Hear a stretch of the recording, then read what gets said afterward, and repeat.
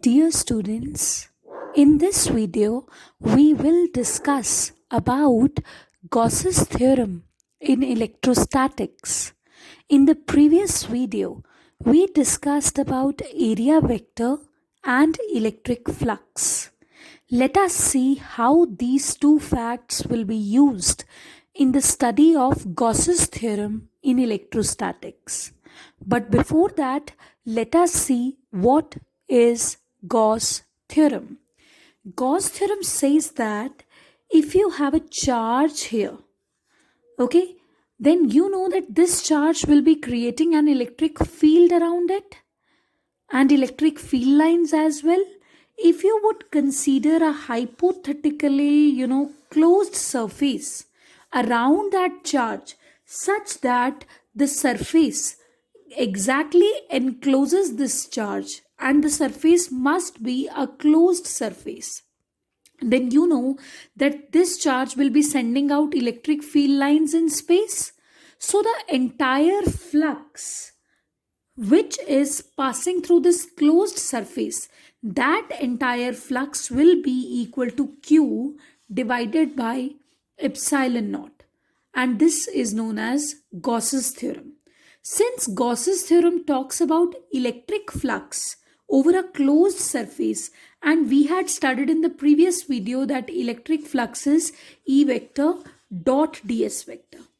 How many electric field lines are passing through a particular area.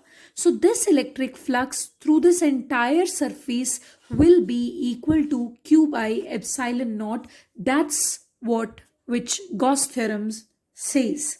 And remember that the surface that we are choosing to calculate this electric flux, that surface is known as Gaussian surface. And one more thing, that this Gaussian surface has two properties. It must be a closed surface always. And secondly, E vector is same at every point of this surface. Which means आपको ये surface इतना carefully choose करना है so that the electric field intensity has the same value at every point of this surface. So this is Gauss's theorem and this is Gaussian surface. So how we will prove this Gauss's theorem? Do we have any proof that the electric flux by the surface which is surrounding a particular charge, which is enclosing a particular charge, that is always equals to the amount of that charge divided by epsilon naught. So we'll be discussing that now. For doing that, suppose this is some charge, fine, and this is some surface which is enclosing that charge. This charge is situated at the center of this sphere, fine. So, if you would consider a small surface element over here, the small surface element is ds, but we know that this is ds vector because when we are dealing with flux problems, we need area as a vector quantity. Okay, so next is if this is ds vector, its magnitude would be simply equal to ds, but its direction would be n cap, outward drawn normal. Okay, so अगर यहाँ पर plus Q charge आपने place कर दिया at the center, now you know that at this entire small area element, what would be the direction of electric field? The direction of electric field will be E vector. Suppose there is a point P here, उस point P पर electric field की direction ये होगी because electric field is the force experienced by unit positive charge. So if you want to find out electric field at this point P, you would have to keep a unit positive charge at point P. But if it is a unit positive charge and also there is a source charge which is positive again, so positive would repel each other. So this would be the direction of electric field, which is a direction of repulsion. Try to get it. Okay. So what would be the magnitude of, what would be the value of electric field, it would be equal to q divided by 4 pi epsilon naught. Let this distance be r square. But ये सिर्फ magnitude है. What would be the direction? We know that every vector is written as magnitude into direction, which is unit vector. So direction is along this r cap. You got it? So r cap is along this r cap. Fine. Now, if you want to find out flux through this very, very small area, so the flux would be very, very small, d phi e, and we know that flux has a value equal to E vector dot ds vector. Now, E vector as it is, अब ds vector को आप कैसे, how can you write it? So this would be magnitude into direction. Area vector का direction is n cap, outward drawn normal, as I explained in the previous video. So this is E vector dot ds n cap. Now, what about the value of E vector? Magnitude into direction.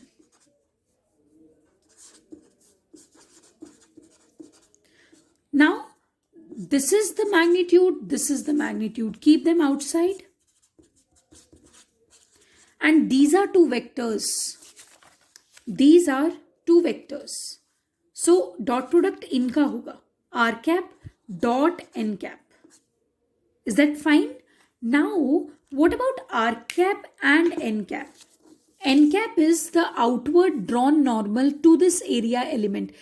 N cap का direction भी वही है और R cap का direction भी वही है, because electric field is directed outwards due to positive charge. So electric field के डायरेक्शन को मैंने R cap बोला. So what is the direction of R cap? Towards here, outwards. And what is the direction of N cap? Outwards again. So don't you think that R cap and N cap are sharing an angle of 0 degree with each other, because दोनों का direction same है? So if you would open this dot product, what is the formula for dot product? A vector dot B vector equals to magnitude of A, magnitude of B multiplied by cos theta. So R cap, magnitude 1, because it is a unit vector.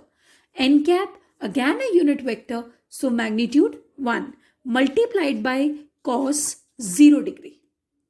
So cos 0 degrees value is 1 again. So 1 into 1 into 1. 1. So r cap dot n cap का तो value ही 1 आ गया. तो flux की value I q divided by 4 pi epsilon not r square. But this is a very, very small flux which is coming out for a very, very small area. Which means if a charge is enclosed in some surface, in some area, so उसके small area element के flux का value आया q divided by 4 pi epsilon not r square. If you would integrate this flux value for this entire sphere, entire surface, don't you think that you would get the electric flux for the entire surface? So if you want the flux for the entire surface, that will be phi e, and that will be E vector dot ds vector का closed integral over the entire surface. But what was the value of d phi e? It was q divided by 4 pi epsilon naught r square. Okay, and now you would have to integrate it. Sorry, this is ds also. This is ds also because you took ds outside. See, this was the magnitude, this was the magnitude. I wrote the magnitudes outside and I just treated r cap dot n cap because these are the only vector stuff that was left with me on which I applied the formula of dot product. Okay, so this is d phi e q ds divided by 4 pi epsilon naught r square. अभी आपको पूरे surface का flux चाहिए. So okay, let us integrate it over a closed surface. Fine. So इसका value तो आ जाएगा phi e and this would be q by 4 pi epsilon naught r square and this is ds. Okay. अब small area element ds को when you are doing a closed integral, so ds को integrate करते करते you would get the entire sphere. isn't it? ds, you are integrating it. So you would get the entire sphere, the area of the entire sphere, which is equal to 4 pi r square.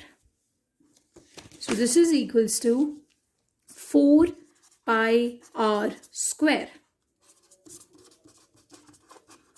4 pi cancelled, r square cancel, and you are left with q by epsilon naught, which is the value of electric flux. So Gauss theorem is proven over here.